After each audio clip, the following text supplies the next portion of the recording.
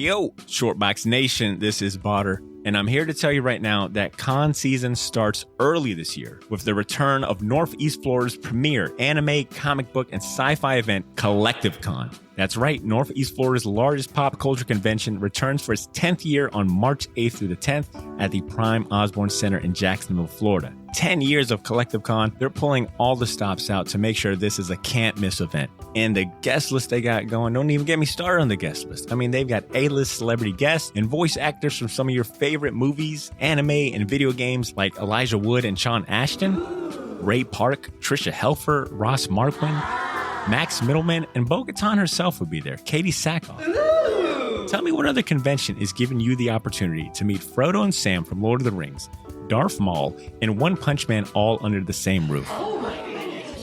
Only at Collective Con. And if you're looking to get some of your favorite comics signed, or if you want to get an original sketch from some of the best comic artists in the world, well, you're in luck, because there'll be plenty of comic and creator guests there, like DC comic artist extraordinaire Clay Mann, Harvey Award-nominated illustrator John Taylor Christopher, Marvel and DC cover artist Chris Stevens, and acclaimed Star Wars author Timothy Zahn. They'll all be at Collective Con this year. And if you're looking to bring the family, or if you want to make a weekend out of it, you're in luck, because there'll be so much going on at Collective Con that weekend in the form of vendors, fan panels, video game tournaments, cosplay contests, after parties, and a bunch of fan events. You can purchase single and 3-day weekend passes now using the link in this episode's show notes, or by going to collectivecon.com to book your tickets and hotel. Buy your tickets now, and I'll see you at Collective Con, March 8th through the 10th. Now let's start the show. In this episode of The Short Box. So I'll start with this. Like, I've grown up with Transformers. I love Transformers, the TV show, the comics, the whole deal. But the thing that connected with me most was the movie. It holds up still to this day. I've seen it so many times. The music, the background art, it's better than all of the Michael Bay movies combined. I'm sorry. It just is how it is. I am trying to emulate the vibe of the 1986 movie. Like, I'm using that as my Bible. I want to give people something that is worth their money. I want to do it while being able to care for my fam. And the best way that I could do that was to just make the most bomb-ass Transformers comic I could possibly do.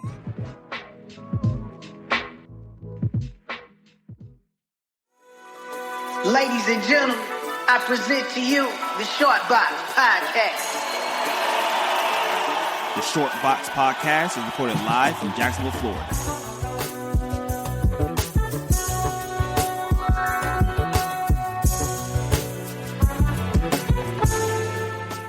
Yo, Shortbox Nation. Welcome back to the podcast. This is episode 402. Thanks for joining us. If you're new, welcome to the show. This is the Shortbox Podcast, the comic book talk show that brings you the best conversations about comic books and pop culture inspired by comics.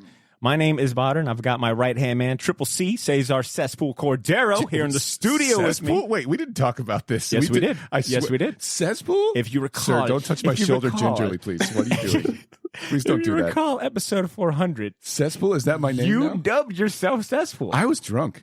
Yeah, true. I mean, You're like, but I'm exploiting you. Yes, this is what I'm doing, yes. All right, business time, man. It's time to get down to showbiz. Ladies and gents, we've got Daniel Warren Johnson on the podcast. You heard a little snippet in the intro, so it shouldn't be that surprising, all right? And if you've been a fan of the show for any number of years, you already know that this has been a long time in the making. This individual has been at the top of my list to interview, to get on the podcast, since I became a diehard fan in 2017. All right, that's how long I've been down. So it's all about you then. On the DWJ train. Stop it. See, what about you, man? When did you see the light? Yeah, okay. Saw the light during Wonder Woman Dead Earth. Yeah, dig it. Talking about a little bit of post-apocalyptic DC. Intercontinental mayhem. Yeah, Daniel Warren Johnson talking about WWE. No, the DWJ. Dig it. Your breast smells like beef jerky, and I love it. Like Slim Jims. Like some Slim Jims, and I love it. Come on, man. All right, for those of you unfamiliar with the name Daniel Warren Johnson. You know what's funny? What's up? We're having way more fun than we normally do. Like, we're very like, this is Garrison Keillor. NPR. Normally.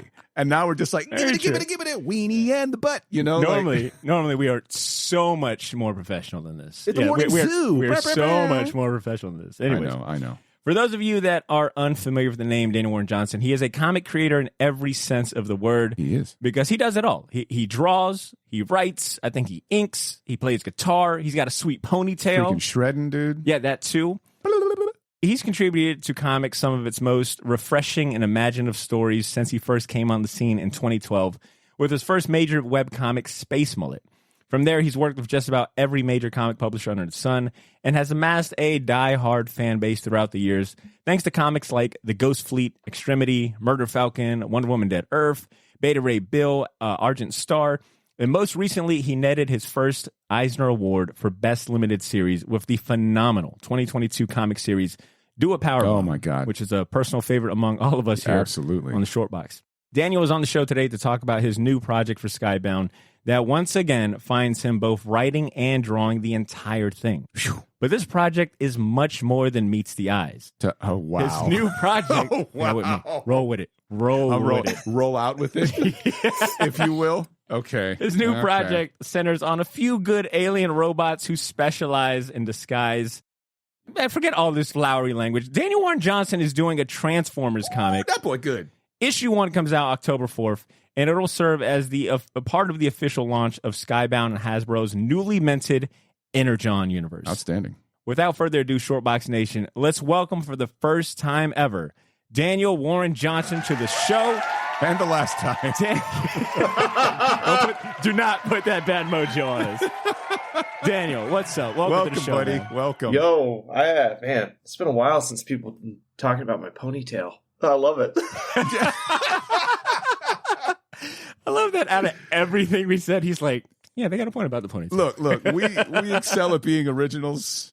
Not good, but originals, you know. Well, let me tell you, I'm sure I told this story before sometime, so apologies if you've heard it before, but You haven't heard it on the Short Box? I may have been asked by a public high school, to come in and talk to the students about what I do and, you know, what my job is and the possibilities of being an artist in today's day and age. And I'm over here, like, throwing up, like, the commissions I've worked on, like Darth Vader. I've worked on Marvel Comics, DC Comics, and I'm like, these kids must be so impressed. And, you know, we get to the question time, and I'm ready. And, you know, the teacher, it's like 200 kids. It's like the whole high school is, like, checking out this presentation, and the vice principal, whatever, is like, does anybody have any questions for Mr. Johnson? And it's like, dead. Nothing. Everyone's just like, you know, kids just say they are not impressed at all. And, oh, boy. There was one girl. She raises her hand. She goes, yes, Mr. Johnson. I was like, yeah. Do you know that ponytails are not cool anymore? No! It's in front of like 200 Savage. people. Oh, man. Oh, it's savage. And I was like, I appreciate you looking out for me. And she's like, I just wanted to let you know. And I was like, I That appreciate is you. funny. Oh, it's cute. That's cute. So when are you going to draw said school in your next comic book getting absolutely demolished and destroyed? All right, that'd be my Kaiju revenge. steps on it. That'd be my revenge. That was a good He's like, time. guys, I'm not that petty. And he's like, instantly, must draw school getting He's like, destroyed. what was that little girl's name? No, again? no. She was cool. She wasn't like mean about it. She was like, I could honestly she's tell, looking you out know, for you get a vibe. And she was like looking out. She was looking out. So look, fam, let's do a little solid here, okay? I mean, look, you can absolutely give off a vibe and be 100% incorrect. You know, that's fine. So, Yeah, that's true. she was wrong, and you're still rocking the ponytail Accurate. and killing it. Also, full disclosure, I'm sure we're starting, but I'm like way behind on my work day. So you see me maybe doing a little doodling while we're recording. It's just part of it. I promise I'm still invested. You would not be the man. first. You would not be okay. the first. All right. You're good, man. You're good, man. This is, we get it. But you know what? It's kind of like a challenge for us, right? Like, it's To get like, me to break. yeah, can we make him laugh? What are you talking or about? intrigued enough to be like, fuck this work. All right. They want to talk. They want to pod. They podding. All right. That's what I want to Oh my god! Bring it on. I'm ready. Hell I'm yeah. ready. Optimus Prime's face is no problem. It is a problem. It's a problem right now. It's a problem. Daniel, you're in Chicago now, right? That's true. I've been in Chicago since 2005. Wow. Oh, wow. Okay. What is the, for someone that maybe has never visited Chicago, what is like the comic scene like in Chicago? Do you frequent like a local comic shop there? I do. I mean, there's tons of comic book stores in Chicago, all of them amazing. My personal comic book shop that I go to every week is Challengers Comics on Western Avenue, Nice. right in between Wicker Park and Logan Square. I live in Albany Park. That's a neighborhood in Chicago, and I used to live in Andersonville, which had Alley Cat Comics that I could walk to, actually. And great shop, great owners. But, with moving to a new neighborhood, it's just easier for me to get to Challengers. So, and Chicago people are going to laugh because, like, Albany Park and Wicker Park are, like, nowhere near each other. But there's no comic book stores in Albany Park. But I am right next to the highway, which leads directly to Wicker Park. So there's the story about Challengers being my local shop. My man is frugal with the gas, smart with the gas money. I can respect that. I like the quick words. I'm more frugal with like my time. I don't want to because driving to Andersonville like in rush hour, it used to be awesome. Oh man, Chicago traffic used to be like really solid, not too bad. And then they started doing all this construction over the summer, and now it's terrible. Anyway, we could talk about something else. He's like, I got to be really frugal with my time, right, guys? I do have a life, right?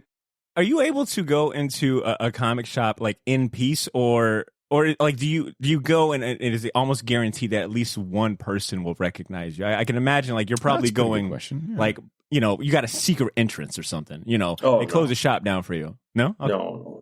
I mean, maybe I might get recognized, but it's actually pretty rare that for me to get recognized in like a comic book store because nobody's expecting me to drop by, So, and every once in a while there'll be somebody be like, "Holy shit, is that Daniel Warren Johnson?"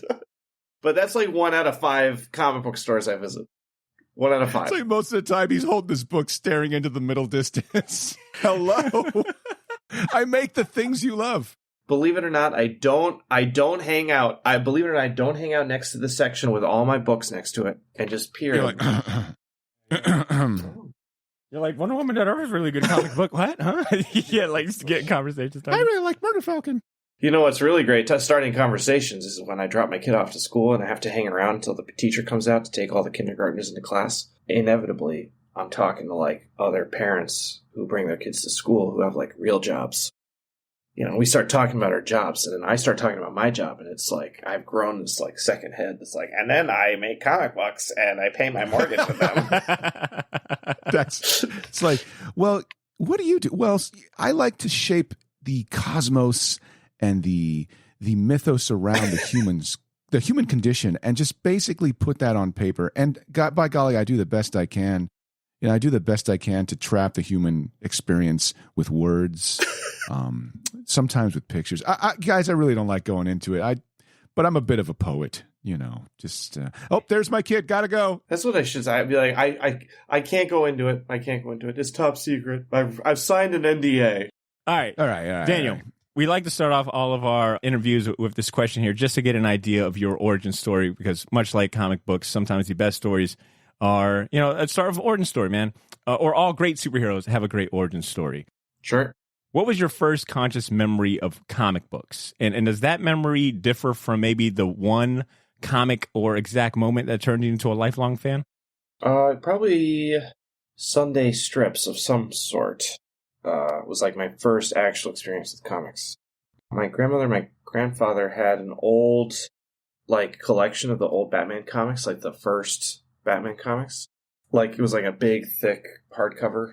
So probably some of the old Batman comics, but then also like Calvin and Hobbes, whatever was in the library is probably a tie between like daily strips like in the newspaper, including like Calvin and Hobbes, then probably Tintin as well, because those were the only comics that were in the library when I first like got into comics in the library.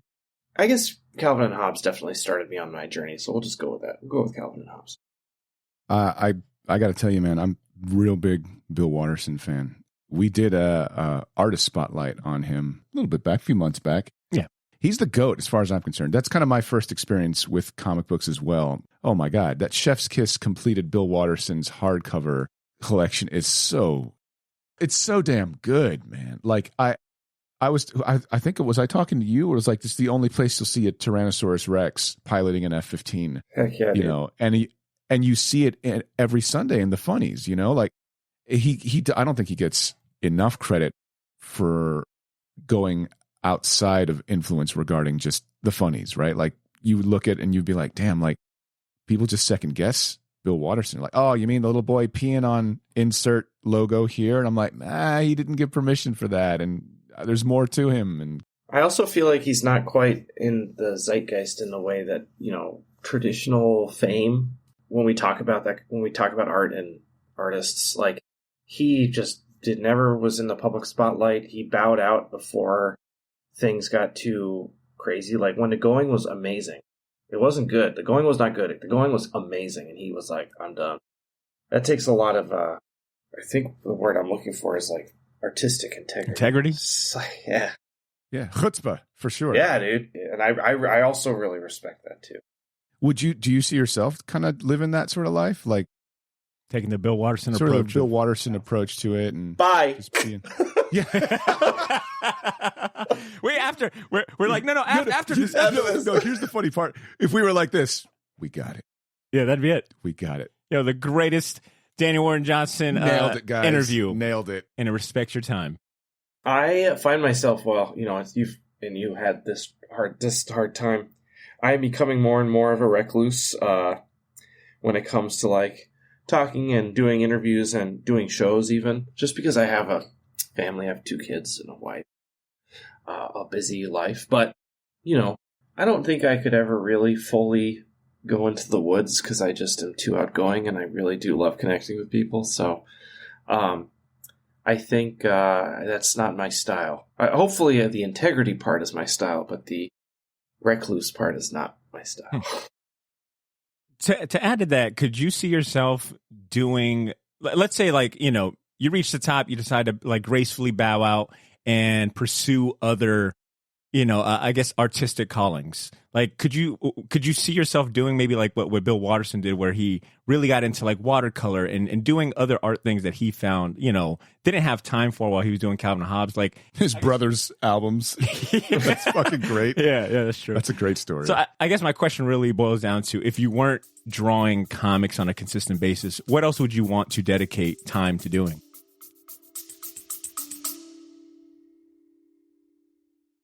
Yo, this is Botter. Sorry for interrupting this episode, but I'll keep it brief. I wanted to let you know about a massive sale we have going on over at the Shortbox store on all of our merchandise and apparel. That's theshortboxstore.bigcartel.com. You can now save 20% off your entire order using the discount code YOO, Y-O-O. So if you've been waiting for the right time to finally buy that gauntlet snapback, or if you ever wanted to buy any of the shirts you see me wear on the podcast, well, now's your chance to get them for a steal. We still have a few sizes left of everything, but they won't last long, and once they're gone, they are gone. And then I mentioned that all of our apparel is screen printed on high quality material. None of that heat transfer or direct to garment stuff. Our shirts are some of the most comfortable ones you'll ever wear, and the hats look even better in person. So wear your support for the Shortbox Nation proudly, knowing that you're going to look damn good doing it. Get to theshortboxstore.bigcartel.com as soon as you can, and don't forget to use that discount code YOO, Y-O-O, to save 20% off your entire order. All of this information can be found in this episode's show notes if you want to get there faster. Thanks for not pressing fast forward. Now back to the show.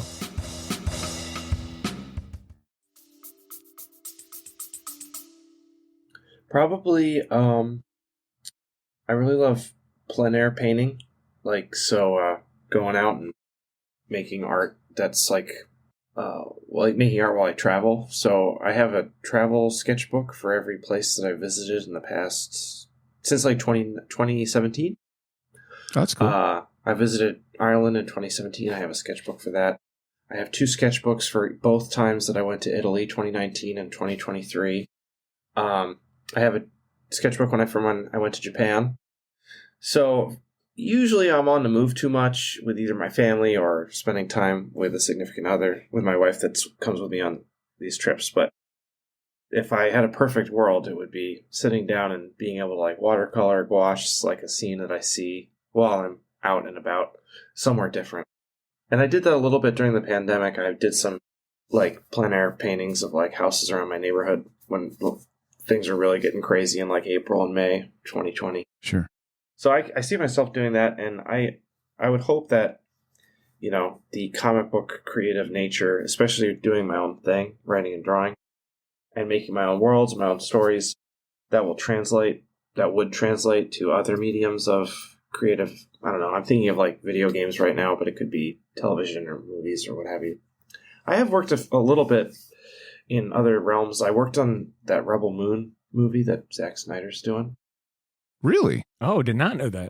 I didn't do a ton of stuff, but I did like a few inspiration storyboards, I think they're kind of called. So That's pretty cool, man. yeah, it was really What was fun. that like? Jim Lee name dropped me. Oh, wow. I guess so, because I think he knows Zack Snyder quite well. Not surprising. This is what was relayed to me by Zack's assistant. Zack's assistant emails me and is like, Zack Snyder was talking with Jim Lee, and Jim Lee suggested that you would be an amazing addition to this, you know, creative team that we're putting together for Rebel Moon. Is this something that you'd be interested in? I'm like, yeah, sure, that sounds like a lot of fun. And then I got to talk to Zack a few times over Zoom, which was super cool. And he's like, yeah, Jim Lee was singing your praises. And he's just like, here's what I'm vibing. And they sent me the script. Zack had specific scenes that he just kind of wanted me to riff on. So he's like, just do what you want. And then he hung up, basically. And I was like, okay. so do you like want like traditional storyboards? Do you like want like a comic book I page? said, do whatever you want. He's basically like, yeah, dude, you want to make a painting, make a painting. If you want to do one big illustration, make one big illustration. He's like, I just want to see what you come up with and where your mind is when you see these words. And, you know, I may riff on it. I may not. I may use it. I may not. But like, I'm looking for other creatives to get inspired to inspire me. And, or that's how he put it. Super cool. So I just basically did more. I did a little more traditional storytelling. I kind of treated the scene like a comic book page, but every panel was like a widescreen shot. Cool. It was really fun. Do you mind if I ask a personal question on just on that topic really quick? Do you get paid for your time? Like, yeah. I'm sure that it took. Okay, got it. I wasn't sure if that was like if whatever I use, I might pay and vice versa, but it was worth the investment of time. Yeah, I mean, I'm not retiring, but like it was great. Like, you know, it paid well, and it was fun because I had to get a union exemption for working on the movie. I had to like be like an honorary union member just for like my time on Rebel Moon. Oh, wow. That was fun because it's just this like paperwork that makes no sense, and they're like, sign here. And I'm like, okay. And then this is the best part. They sent me a crew jacket. Okay. Oh, dude, that was so cool. That's pretty rad. You got the swag. Dude, I got the swag. I got like, it wasn't handwritten or anything, but it was like a little note from like Zack Snyder thanking the team for being on the movie. I'm like, I drew pictures. I shouldn't get this, but I'm so happy. That's so cool. It's like a Carhartt. It has, oh, hold on. I'll grab it. Oh, for you come guys. on, man. Here we go. He's like, smells like success. This is, It smells like the Snyder you know, it's cut. funny. He was talking like, he's like, guys, I got work to do. And we're like, Yeah, you we'll do see have work about to that, do. buddy. You got work to do. Rachel moved all the jackets. All the jackets. All so of there's them. more where that came from. Oh, that come is on. stupid clean. Come It's on. it's like mirrored, but it says Rebel Moon and there's like a wolf on it. It says crew. Oh, Yeah, my it's pretty man. badass. It's got like patches for our audio listeners. He's got patches on both sleeves. A nice like army green color It too. looks like the kind of jacket that Batu would wear in Ghost in a Shell. It's fucking cool. A1. It's fucking cool. It's a bucket list thing for me to have a crew jacket too. Like it was literally on my bucket list before this happened. Daniel, do you have a preference between penciling or writing or doing any other job when it comes to making comic books? Like, do you have a preference? Yeah, it's fair to ask at this point. Like, Yeah. do you consider yourself more of a pencil ink guy or a writer? You know, like, where do you stand? Honestly, they don't. At this point in my career, there's not much difference between the two. Between like the art and the writing. I find myself having an easier time drawing because it's so second nature to me, especially at this point. I can write a page that's like a sentence long, and I just know exactly what it has to be, and I could just turn it out, you know, just make it happen with no problem at all. not no problem at all, but like, I know I can execute. Like I write something like amazing space station scene and I'll just blow it out of the water. I'm that confident. You know what that looks like. I know what that looks like. That's not including like the man hours and stuff, but I just like, I have it in my head. You just put the train on the track, you put the coal in and it's going to go. That's kind of how the art is for me at this point. And I'm still trying to push myself in that regard, but even then, pushing myself art-wise is still so much easier than sitting down at a blank document and trying to come up with something that works. I find that to be the hardest part of the process, and refining it down to something that I feel works as a script. And I do scripts on all of my stuff before I draw them. I don't necessarily write the whole series or anything like that, but like the goal is always to have like 1 or 2 issues under my belt before I start drawing anything to make sure I'm on the right path. So that's what I did with Do a Powerbomb. That's how I approach things, and I find that the script process really weeds out stuff that does not work before I waste my time drawing it. You were trying to get me to read Do a Powerbomb for a little bit because he knows It was Daniel's like you custom made it for Cesar. So I had gotten into. I had never watched wrestling when I grew up. Like growing up, I never watched wrestling. I had friends that were into it. And around COVID, around that time period, I just started watching wrestling. Hell yeah. And like just watching WWE. I actually just watched Payback today, this morning. That happened in Chicago too. I know, man. I know. But when my daughter was born like 18 months ago, I would turn the TV on and, I've got this little toddler who watches wrestling with me. And Bodder's like, hey, dude, have you read Do a Powerbomb yet? Have you read Do a Powerbomb? Do you love your daughter? Do you love your daughter? And you love wrestling? And I was like, oh, no, I haven't. And he's like, dude, what are you waiting for? And, I read it and I was just kind of like, it's true. Like, I felt like you had made a book for me, man. Like, and I'm not the only one, I'm sure. I'm not the only dad who's read. Like, I mean, as a dad, do you feel like your perspective has changed? Like, as a writer, like, do you write differently? Do you have like ideas in your head now that you see the world a little bit differently? I do. I'm having trouble writing as a not a parent. Yeah. I feel like I can't help but like write the same version of The Lion King over and over. That's funny. I don't know. It's like such a big part of me now. It's such a huge part of my identity. It's my regular life, and it's the thing that I'm focused on. I'm thinking about a lot. So I think it has a tendency to just kind of spill over into my work. Wonder Woman came out. The kind of concept of the story, that structure of the story, came out when my uncle, I was talking to my Uncle Blood, who I named after, I named him in the Do Powerbomb series. Yeah. That's taken from my actual Uncle Blood, who cut himself one family reunion on his shin and just would not stop bleeding. And from then on, all of his siblings and cousins and nephews and everyone called him Uncle Blood. See, guys, this is why you listen to the Short Box. You get the nitty gritty about these stories here. Yeah. I swear, guys, sometimes your own family be the biggest assholes in your life, right? Mean? They be the ops. They the enemy. That's funny as hell. Well, it's kind of a cool nickname, but he was always super cool, and he's a great guy. But we were talking because he has 4 kids, and he's obviously older than me, and his kids are now either in college or past it. And we was talking about like getting his daughter a new car because it was safer, like before she went off to college.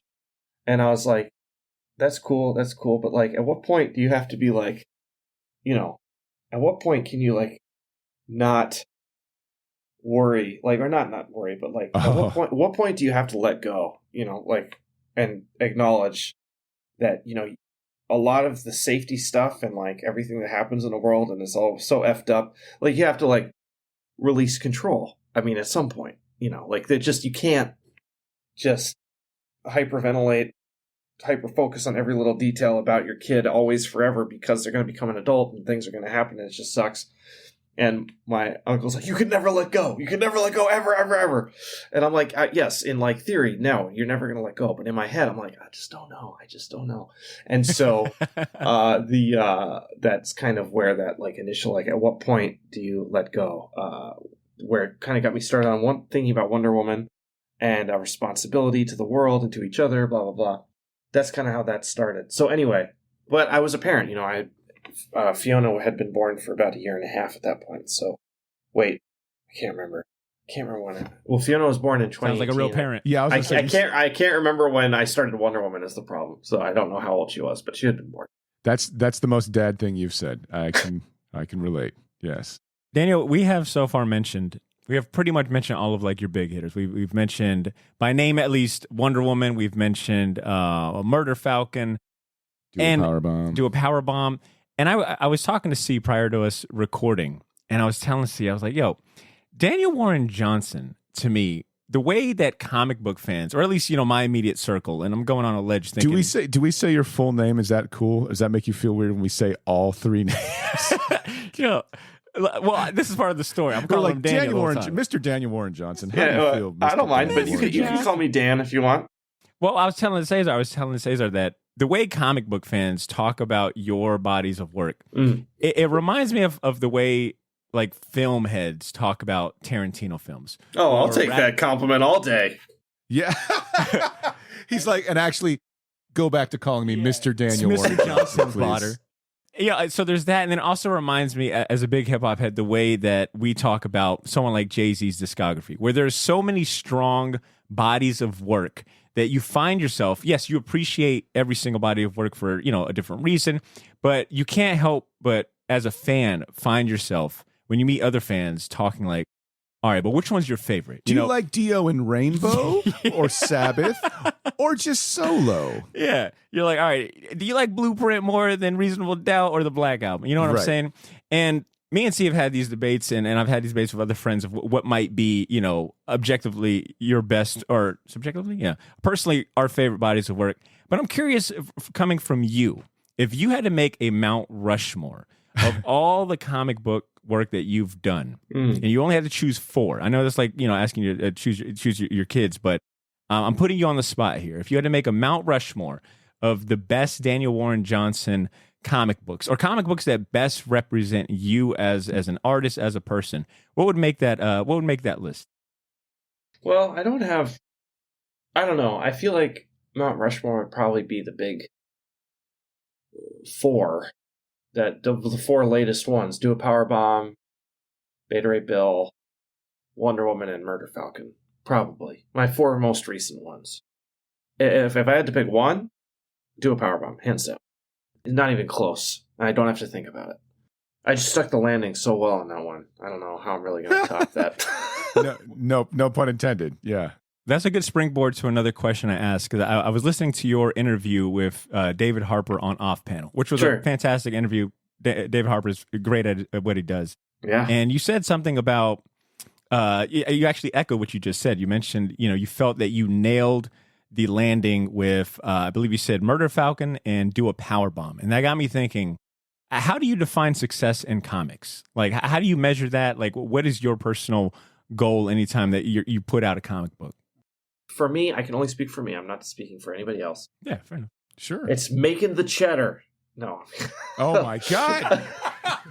Look, you are fitting in perfectly, by the way. You're doing a wonderful job. I think Dan might be the missing third link that we need. He's the new host. That was such a good response. Well, the cheddar cheese, baby. I'll turn in my things. Reminds me of when Peter Quill in Guardians was like, the cheddar cheese. I think, dude, successful...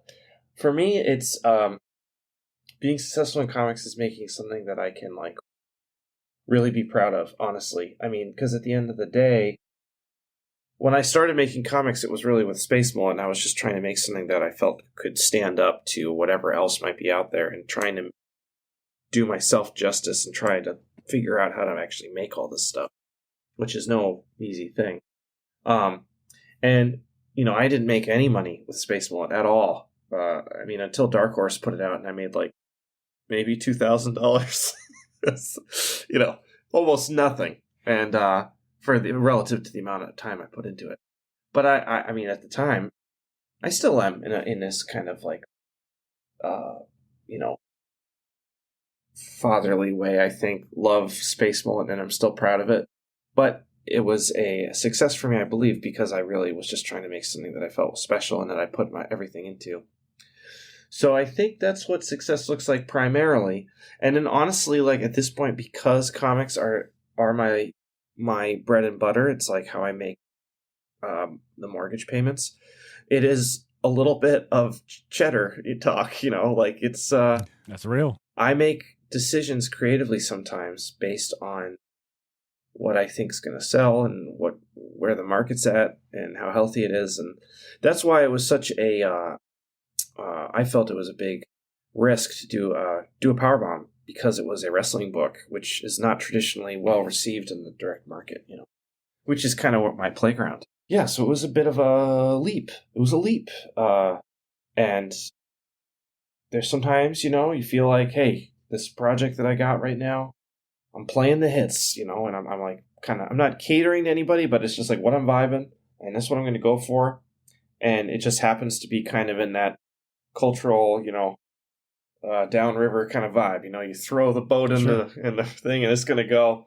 And sometimes you do projects where you just kind of got to maybe swim upstream a little. So do a powerbomb was definitely the latter, where I really felt like I had to push and like sell the fact that it's like, this is going to be special. This is going to be different. This is not just a, you know, WWE comic that like they just make just because they can. You know, it's like, Right. This is like my heart and soul on the paper for you to digest and have an experience with. And I was proud of it at the end of the day. And it did do pretty well. Not like amazing, but it did well enough that I could like hold my head up high and put food on the table. Oh, yeah. So I feel like I got I got a perfect 10 bowling wise. Sometimes, you know, the money thing doesn't necessarily happen. I remember Murder Falcon issue 1 only sold like 16,000 copies, like an image. It was not great, you know. It was a real bummer to hear that. But I'm so proud of Murder Falcon, you know. I feel like it's one of my best things I've ever made. You should be, dude. Thanks, bro. It has been almost an hour, and we have not mentioned one thing about Transformers, so we should probably get to that. And okay. It sounds like you're getting hungry. We don't want you starving tonight. No. That's not why. No. Don't worry about that. Because, you know, when I order this, it's going to take like 45 minutes to get here. You know what I'm saying? He says, I'm going to get that food. Don't worry about that, son. I thought she was about to pull out some like magician shit. Like, no, I'm going to draw me food. All right. What the fuck? What is the movie Hook? Oh, my favorite never foods. I love Hook. I want to play you something. All right. A couple of weeks ago. It's his demo. Hey,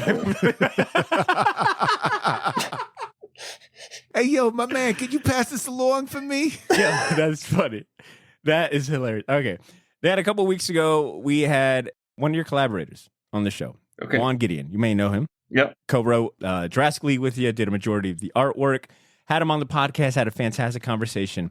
And I told him that you'd be on pretty soon, and I asked him to leave a question for you.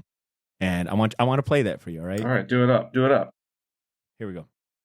Hey, Daniel, this is Juan. The Badder asked me this earlier, so I'm going to put you on the spot. Who would you put in your comic book Mount Rushmore? Living, dead, could be artists in general. I would like to hear your answer. All right, so his question is one that I gave him, so he's tossing it back to you. He did my job for me. I'm going to answer this in a second, but I'm ordering one. This is great. I'm ordering one fried chicken sandwich from a really great Asian, style, Korean style, like fried chicken restaurant place. Yeah, it's like kind of boba-ish. It's called Cuckoo. Cuckoo from Andersonville, actually. Does it have like Asian slaw? I think that's what they call them. Don't distract them, Butter. They don't have the slaw, but they have like pickled, veggies that come in like every order. Yeah.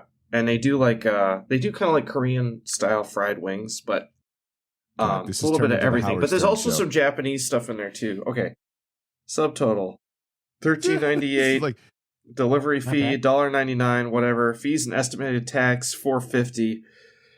For one man, we're at $20.47 and I haven't done a tip yet. We're gonna do standard 24 to 36 minutes. You know what? We got 3, 4. We'll do a YOLO. $5 tip. $5 tip for the podcast. There we go. We're going $25.47 for one man. Okay. Confirming your order. We'll see how it goes. There we go. We got Daniel Fit. Anyway, comic book Mount Rushmore. There's a lot of names that kind of flip in and out, and like kind of there's some that are staples, and I'll go over the staples. Miyazaki. Miyazaki from his Castle of the Wind manga. Nice. Nausicaa is Nausicaa. Castle of the Wind. Nausicaa Valley of the Wind. Yep. Fire demons. Yeah. Yep. Masamune Shiro from like Appleseed and Ghost in the Shell. And Dominion and Classic. Orion. Some amazing titles that are completely, honestly, actually worth the out-of-print crazy prices that they are now. I found some sweet deals on some Appleseed stuff just randomly at a used bookstore, and I paid, don't be mad, $5 each for these trades. And I'm I not was mad. like, I was buying them before it was cool. I hear you. I was You're buying those way before cooler I than would me. buy multiple copies at like $4 or $5 a pop because I was like, these are so good. I'm going to gift them to friends. And then I don't know. I think maybe it was the pandemic around that time. Like, because they had been out of print for a while and they're just kind of hanging out in comic book store shelves, not getting bought. And to be totally fair, the stories on all those comics are incomprehensible, but the art is like next level. Oh my God. So Shiro for sure. And then I got to throw up probably, he's a peer, but James Herron. I wouldn't be here without James. Man. I just wouldn't. Wow. I cannot recall Juan's Mount Rushmore exactly. I know it was a blend of like manga artists and American comic artists. Yep. But James Herron was also on his list as well, and I found that pretty fascinating. Considering, I mean, obviously James Herron's got a long career. He's got a couple of years on Juan and respectively. But for someone so recent, I guess modern, You just expect somebody to be like Will Eisner or something like that. I think Kirby could go up there for sure for me, and he would stay Hell up there. yeah. Frank Miller for me, like he goes up and down. Like I look at his art now, and I'm like, I think for him too. I don't know. I love Frank Miller. I also wouldn't be here without Frank Miller. We'll put Frank Miller up there as well, but definitely Put him up James there. too. We'll put James up because when I was teaching, before I was even making comics, I was reading his stuff in BPRD, and I was flipping through it like after my day at school, going to the comic book store, reading his comics and having my life changed by that art. I mean, it was just life. It's honest. It was just life changing, And I read James's comics, and I was like, this guy's getting paid to draw like this in American comics. I want to do this. I want to make comics. I want to make if you can draw like this, if you can draw with this much like intensity and speed lines and like, I just didn't even know that was possible. Honestly. Like, that people would even buy that. Not like I was able to really emulate it, but I just wouldn't be here without him. Have you read Ultra Mega by James Herron? I have read Ultra Mega. That is a phenomenal comic book. Really cool. You brought up a bunch of manga artists, and it got me thinking that you put me onto one of these out-of-print mangas, and I cannot, for the life of me, recall, actually two of them, the name of it. But I do know the main character is like, he's got armor, he's got like a helmet, he rides a motorcycle. It's like an out-of-print manga. Tetsuro Ueyama for Metal Guardian Faust. Yes, Metal Guardian Faust. And that same creator has got another one called a Fire Boy or something about a boy. Lampo, the hypersonic boy. Lampo. First of all, awesome. I want to say thank you for putting me onto those, but also, why would you put me on this journey trying to find any of those books? It is insane. I was able to find Metal Guardian Faust, a couple of issues, but I cannot find the other one for the life of me. The Metal Guardian Faust is the only thing of his that's been translated. And it originally came out in those single issues, but then it got collected, so there's a collection. It's gone up in price. I think it's like, you can find it for like $30, $35 now. Lampo, the hypersonic boy, you can buy from Japan on eBay, and I have never had a problem with getting stuff from eBay on Japan, from Japan, but you can buy it on the website, and they'll ship it to you. That's like $150 for the four book set, and I think it's more than worth it. Oh, and he also did Mitsuyoshi, which is like a samurai comic, but all the ladies are like very well endowed. I know what you mean, Dan. They're like, I don't understand what you're talking about. Well, like they have more like detailed. They're like, it's like very big boobs, like insanely big boobs, but it's not like the big boobs from like Battle Chasers. It's like they're like big ladies. Does it make sense? Good Lord. Yes. It's still sexy, but it's also Look. Here we go. We for real have turned into Howard Stern. So, wow, that's incredible. What's incredible? So these big ladies. Robin, what do you think of those big ladies? Huh? Are they from Brooklyn? Is that what you think? But also, it's like, it's so well drawn. It's so well drawn. The action is so incredible. I will look for these. Yeah, I bet you will. Let me finish. I bet you will. I will look for the other manga that you mentioned, and I'll just accept the fact that I'll be eating nothing but ramen for the next month and a half, buying Japanese imported books. But speaking about comic books that are well drawn, that have a lot of action, the previews for Transformers #1, I think were posted yesterday by Skybound.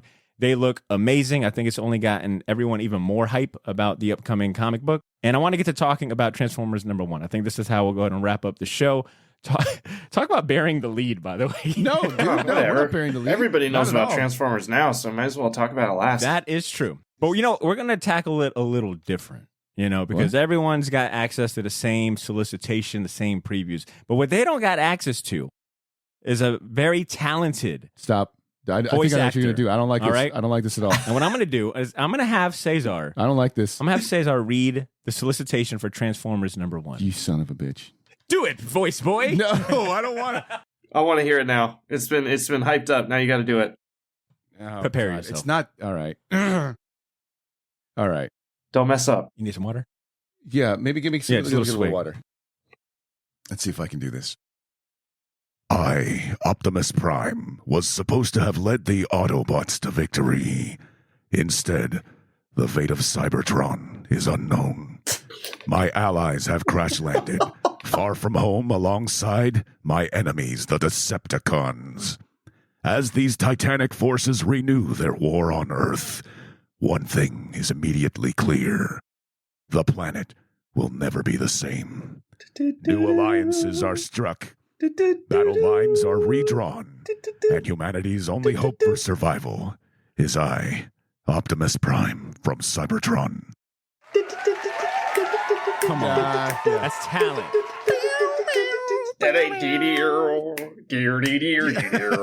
That's beautiful. Now you have to do the same thing with Lion, though. Can you do the Lion? That shit gets me so freaking hype every time I hear it on Spotify, and it comes up randomly because it's in my liked song.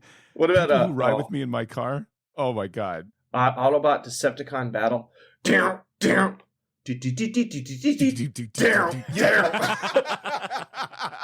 Cola, one of the goats. Yeah. Oh, dude. I was gonna say, yeah, he's the guy who did the soundtrack for Rocky IV, and it fucking shows. Yeah, dude, it's and this is a secret tip.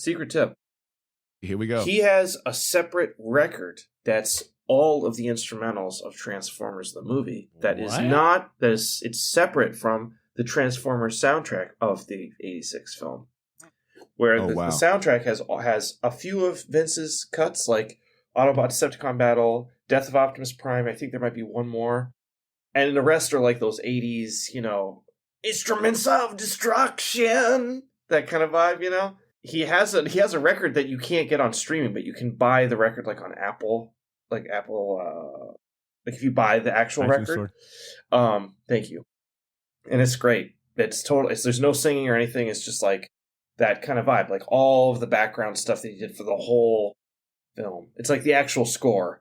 Oh my god! Yeah, you gotta check that out, dude. Talk dirty to me, Dan. This has been so great. Before I ask my question, can I admit? No, you don't get to ask anything now. Can I admit that I only recently watched the Transformers movie? Maybe, I don't know, 5 maybe in the last 5 years. That's fine, man. And I saw it in theaters. Ryan was having his big 40th birthday was to get a group of people to go watch the Transformers movie because they were re-showing it at AMC. when I say I might have been the most hyped motherfucker Were in you that like, theater. you got the touch? Bam, bam, bam. I already knew that You got Optimus the Prime power. was going to die in the first couple of minutes, and I still was sitting in that theater like, You heard Judd Nelson talking to you personally? Bro, like he was like, what? if you're gonna ride, Butter, ride in style. exactly that. Sometimes I will. Why run when you can fight? Yeah, what is yeah, Butter's like mouthing the words. It's like, cowards run, Megatron, heroes stand. Or one of my favorite lines in the whole movie. Ah, my foot. It's so good. It's so good, dude. That's great. I know a lot of writers tend to write their own solicitations. Did you have any hand in the solicitation that? No, that I didn't Cesar just touch wrote? that. No way. No way. I don't got time for that. Come on. Skybound does that. I only do that when I have to. Nobody likes writing solicitations. It's, ugh. I had to write the solicitations for all of Do a Powerbomb. Ugh. You're like, you know what? I think I will use ChatGPT for something. Yeah, right? Oh God. Well, I guess, do you have anything to add that solicitation that might give the our listeners a better insight into what they can expect from your version of Transformers? Yeah, man. Yeah. Okay, I've said this before in other interviews, so I'm just going to say it here too, because it's just the best way to say, to kind of give people the vibe. So I'll start with this. Like, I've grown up with Transformers. I love Transformers, the TV show, the comics, the whole deal. But the thing that connected with me most was the movie. I mean, it was the movie. And it still does. It's still my favorite piece of Transformers lore, media, whatever you want to call it. Art. Sure. It holds up still to this day. I've seen it so many times. The music, the background art, the animation, like it's a cut above the TV show in every way. It's better than all of the Michael Bay movies combined. I'm sorry. It just is how it is. You got to apologize for that, my man. And you know what? It's like, of course, Optimus Prime dying, there's real consequences, even though it comes at the request of brutal capitalistic strategies, Right. it's like shamelessly capitalist. Like, we're here to make money. And yet somehow the purity of those characters comes right through the screen directly into my eyeballs, and I feel every minute of it, which says something about the power of like well-designed things and just how special something can be visually. All that to say, I am trying to emulate the vibe of the 1986 movie. Like, I am. Like, I'm using that as my Cool. Bible for character designs. I sent it to Mike. Mike was like, you got any ref? When I talking about colors. And I just told him to watch the movie. Which I'm sure he already did. I was like, it's basically, we're going for that 86 movie vibe. We want to have fun. We want it to be meaningful. We want people to, celebrate and mourn in the same way, and in a way that hopefully resonates even for something that just is about, toys and selling toys, making money. Look, I mean, the movie made children cry, and now you're going to make men cry. So it's going to be, it's going to be good. I just want to give people something that is worth their money, as always. I want to do it while being able to care for my fam. And the best way that I could do that was to just make the most bomb-ass Transformers comic I could possibly do. God, man. Okay, so that sold it for, like, right there is the selling point, because you can hear it in your voice. I'm trying. Like, I'm trying real hard. End of the day, it's like, look, I'm going to tell you what I told everybody. I'm trying to use the model of the movie, blah, blah. And then he pauses, and he's like, man, I'm just trying to make the best, like the most bomb-ass Transformers comic there is. Like, it's like, well, there it is right there. He just won the election, folks. That's all it's in. The votes are in. Dan's the president. I can't show you any of the pages because they're all too spoilery. And I sent off my issue 1 art to my rep. Otherwise, I'd show you that. But I've got my little reference printout here. All right. So I do this for every project. There's a Beta Ray Bill one, a Wonder Woman one, I do a Powerbomb one. I just take a bunch of crappily printed out 8.5 by 11 pieces of paper from my printer, and I just will use it for reference. Here's here's Sparky from the and here's a Spike. I just printed out for myself. and I just add to it as the project goes. So it'll be like pretty thick by the time it's done. Here is a, vroom, vroom kind of vibe. Oh man, wow. that's great. So that's from the issue 1, and that is just something for me to have. So I'll print out my own art just because I'll make creative decisions like on the page in that day, on that moment, and I will forget them. So I'll just print out what I did to make sure I'm consistent moving forward.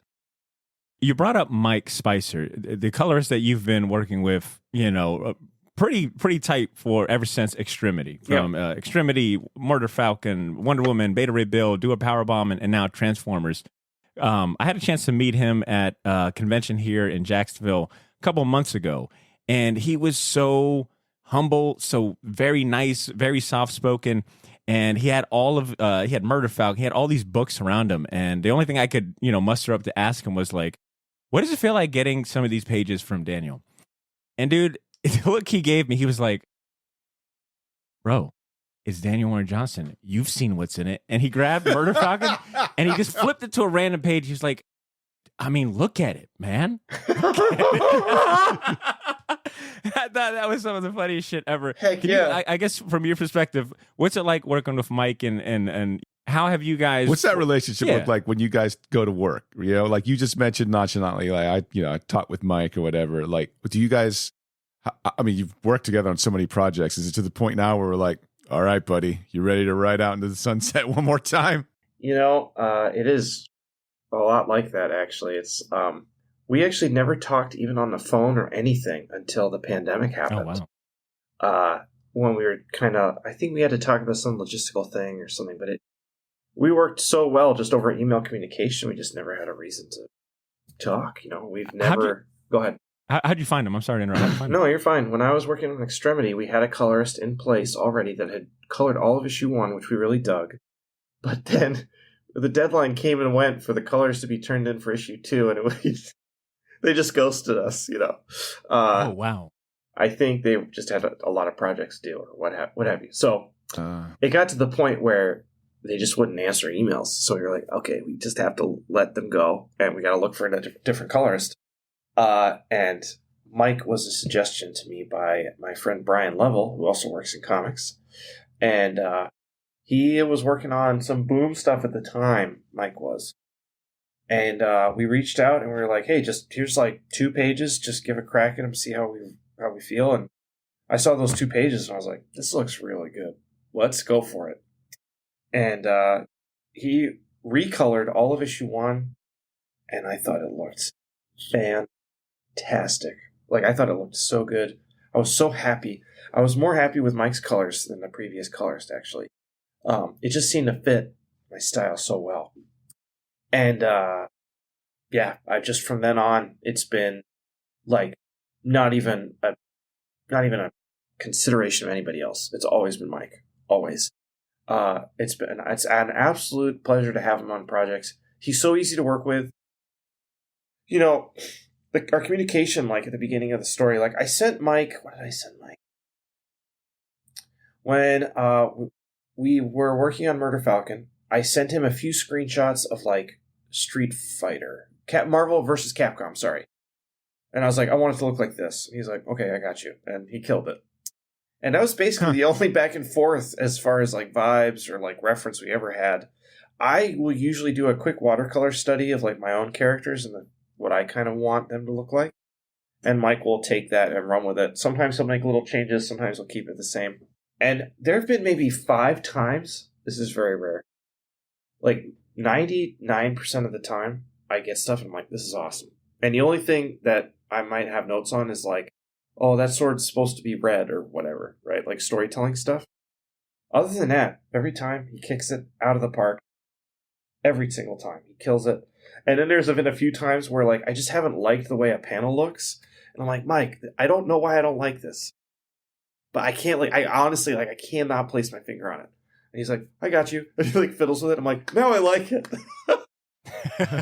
That's awesome. Yeah, this happened maybe 5 times where I've even had to say like, oh, this one I'm just not vibing with. And he's like, no problem. And he's just so good at his job. He's always on time. He's just like, he gets it done. He's just amazing. I could not ask for a better person to work on to color my comics. It's just he's so incredible. It's so awesome that you have somebody in your corner like that just knows exactly how to deliver the goods and never leaves you hanging. I cannot believe you just took my joke. And never I can only imagine what that feels like. Lets you down in any sort of way I say that. at all. I got maybe 2 more questions for you, Dan. Hit me. Maybe? I said maybe. Depending on where we go. Depending on where we go. Yep. In a recent interview, you were... I'm sorry, let me take it back. Oh my God, here we go. All Here right. comes the gotcha journalism. Here it comes. Dan, you better watch out. I'm ready. I don't know what's going to happen. Hit me. You've just been real. Like, you've been very honest, and I really appreciate the honesty and you just keeping it a buck with us, right? Just keeping it hyper real. Okay. That has come across in other podcasts as well. Maybe not as well as this one because, it's a short box. We just bring it Clearly, up. we've nailed it better than everyone else. You've been very open and honest about the toll that creator-owned books take on you. And I think that's something I don't hear too much about. I hear a lot of, like, the plus side of creator-owned books, right? Like, you get to own the IPs. You get to, a greater return on investment. Like, all the pros that come with the creator-owned route. But you've made it seem like, it isn't everything that it's cracked up to be. And you talked about, in this particular interview, like, just feeling burnt out from having to come up with every single idea. And I was curious, have you found, like, any comfort or a chance to, like, recharge your creative batteries while working on Transformers and having, like, established IPs and being able to, like, have some sort of oversight? Like, how has it been working on Transformers, say, versus, something creator owned? And, like, has it given you enough time to plan your next move? So I have not been shy about this. Working on a licensed property like Transformers has, in a lot of ways, been a real challenge because I come to the table with, like, my ideas and I'm excited about them. And then Hasbro's like, I don't know about that. So you have to, like, do this, like, and to be fair, like, I swing for the fences, like, every time. I'm like, I want to do this thing. I'm, like, pointing to the outfield, and Hasbro's like, So let's go to second base. Let's try second base. I have a very clear picture of what I want in my head, and I fight for it very, very hard. And I'm also dealing with realities of the fact that I do not own the Transformers, and that sadly, it's owned by a company that is, they got their vibe, and it's important for me to be respectful of that while also trying to deliver something that I feel like I can be proud of and hold my head up high with. So, overall, the positive, it has been a positive. Overall, it has been an incredible experience. It is so much fun to draw Transformers. I'm doing my absolute best to bring everything I possibly can to the table. I think even just the preview images that have been released show that.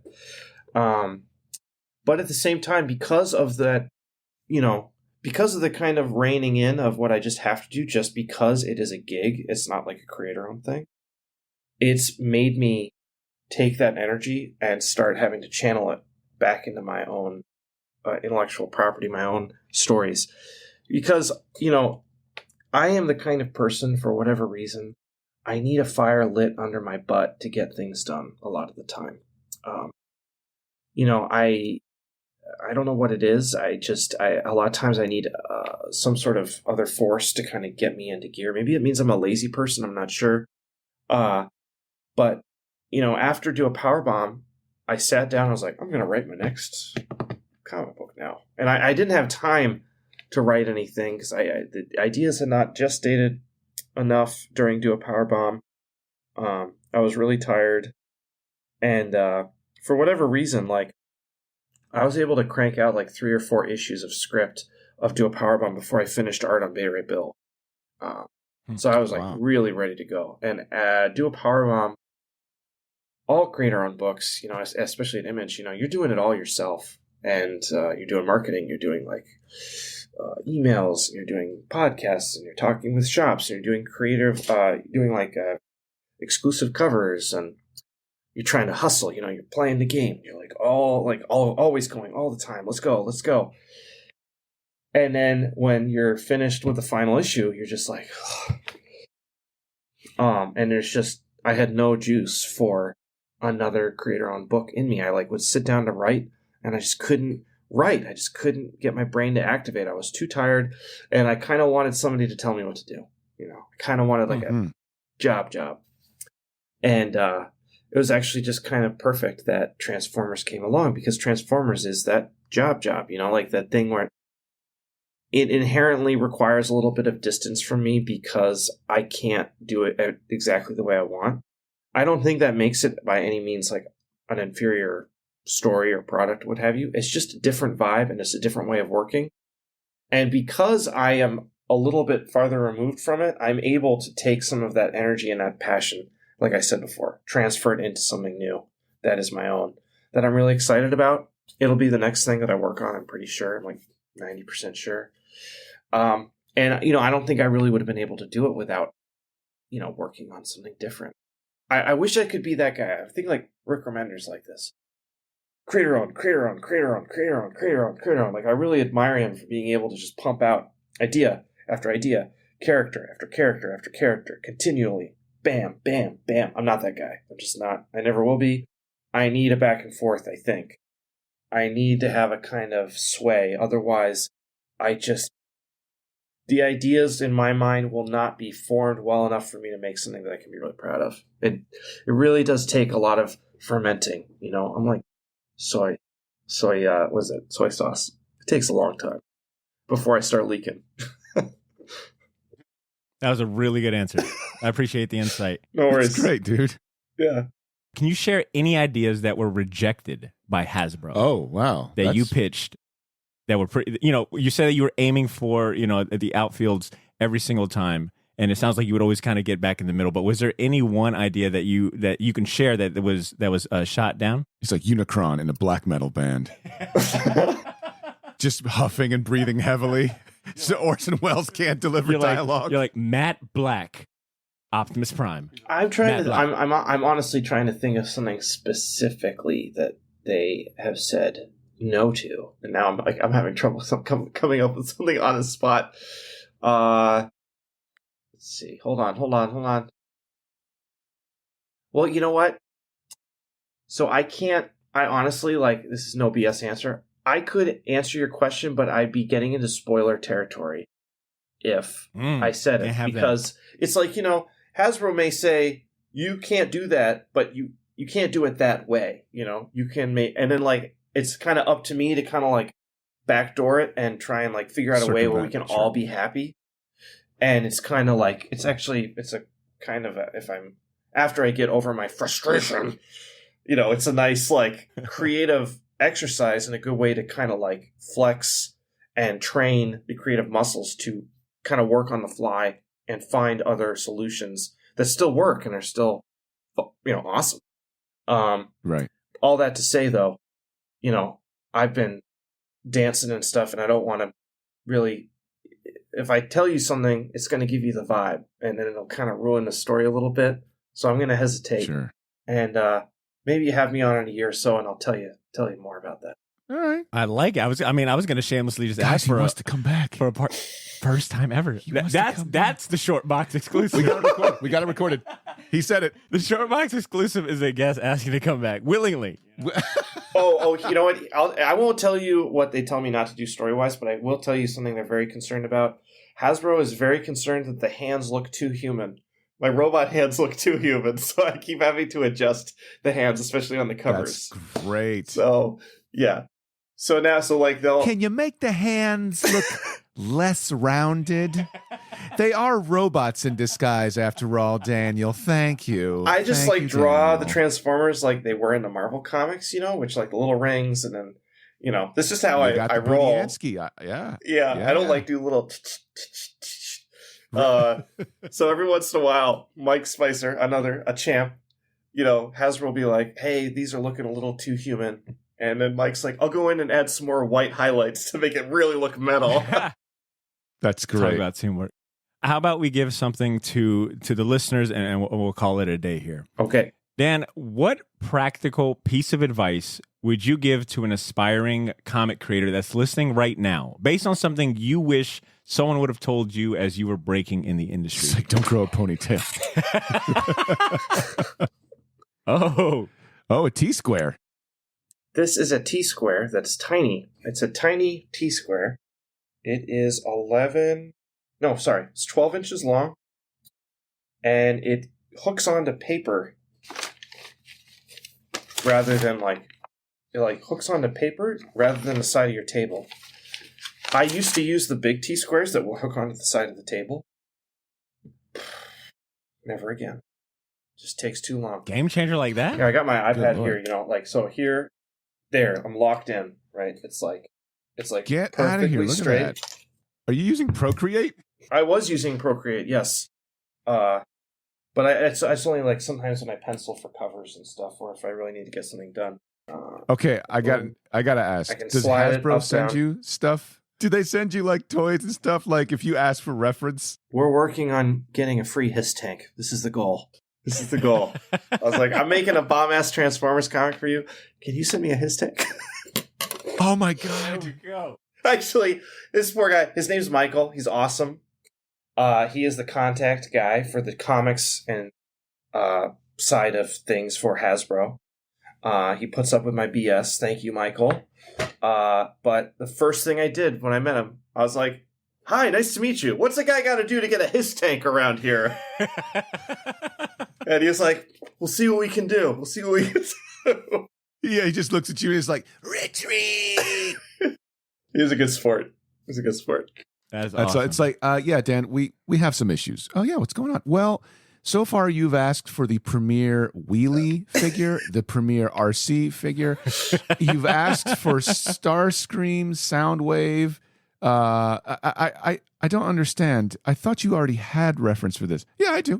Yeah, you see on my contract here, there's there's a writer. He's got a writer. If you reference this, that means personal collection. Yeah, it's the most rock and roll thing. You have a Transformers writer instead of like brown M&Ms. So like I haven't done that. I haven't done that, but I am now, for the duration of my working on Transformers, I am writing off every single Transformers toy purchase. Tax loopholes. Thank you, man.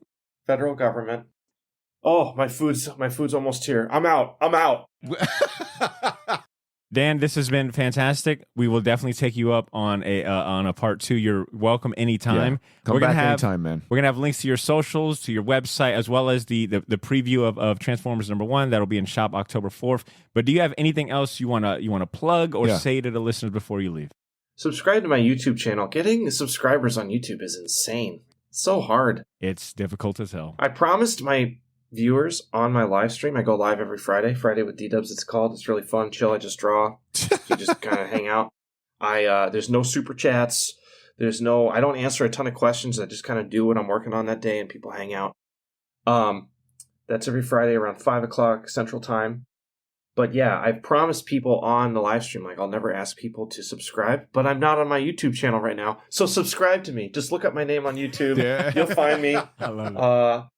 Thank you in advance. It's going to be worth your time. Super chill. I don't fall for this, the algorithm BS. I can't stand that, you know. There's no smash this like button, whatever. It's like... You're not like, 10 ways the industry failed me. Click to see what happened. Or like just a picture of me being sad, like, comics is over. No, none of that. Right. We're not doing that. There's no clickbait. There's no bull S. Sorry, I'm trying not to swear. There's no BS. You just come, you watch me draw, we hang out. The end. This has been fantastic. Dan, you enjoy your dinner. Well-earned dinner. You've survived. Yeah, and we'll be picking up Transformers 1, and we look forward to having you back on the show soon, man. Yeah, Thank you so much, brother. Real good talking with you, man. Likewise, guys. Also, I never know what to say here, but I really do mean this. Thank you for your service. No bullshit. Hey, man, thank you for your support.